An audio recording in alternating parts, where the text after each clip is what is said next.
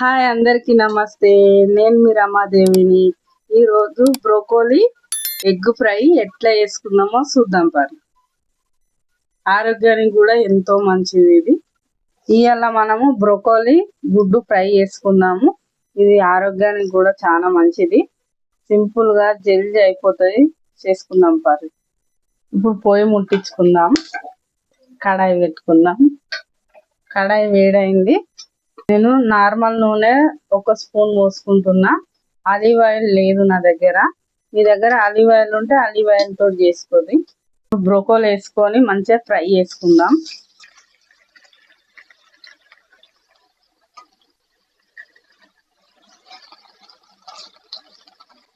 ఒక చిటికెడు ఉప్పు వేసుకుందాం.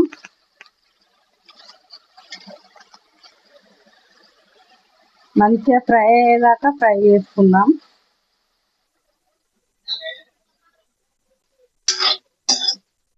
మంచిగా ఫ్రై చేసుకుందాం.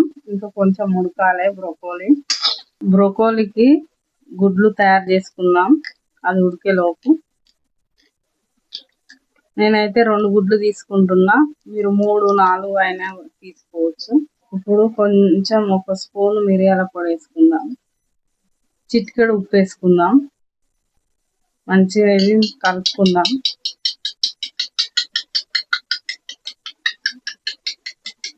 కొంచెం ఒక చిటికెడు మిరియాల పొడి బ్రోకోలీలో కూడా వేసుకుందాం. బ్రోకోలీ మంచిగా ఫ్రై అయింది కదా, ఇట్లా ఫ్రై అయితే సరిపోతుంది. ఇప్పుడు ఇది పక్కకు తీసుకుందాం. ఇప్పుడు బ్రోకోలీ పక్కకు తీసుకుందాం. 1 చెంచా నూనె పోసుకున్నా. మంచిగా గుడ్డు మిక్స్ చేసి పెట్టుకున్నాం కదా,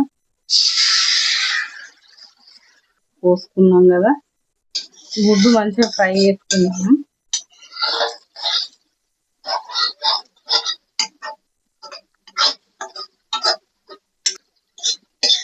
గుడ్డు ఫ్రై ఇట్లా చేసుకుంటే మంచిగా ఉంటుంది.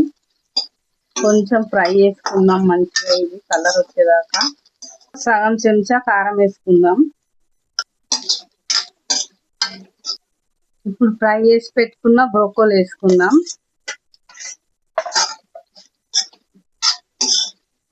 మంచిగా కలుపుకుందాం, 2 కలిసేలాగా. ఇప్పుడు కొంచెం కొత్తిమీర వేసుకుందాం. కొంచెం ఉప్పు వేసుకొని స్టవ్ బంద్ చేసుకుందాం. ఒకసారి మంచిగా కలుపుకుందాము. ఇట్లా మీరు కూడా ఒకసారి ట్రై చేయండి, జల్దీ అయిపోతుంది. టేస్ట్ కూడా కమ్మగా ఉంటుంది. తింటే కూడా ఆరోగ్యానికి మంచిది. బ్రోకోలీ అయిపోయింది. ఇప్పుడు స్టవ్ బంద్ చేసుకుందాం. ఈజీగా సింపుల్గా అయిపోతుంది. మీరు కూడా ఒకసారి ట్రై చేసి చూడండి. బ్రోకోలీ గుడ్డు ఫ్రై అయిపోయింది.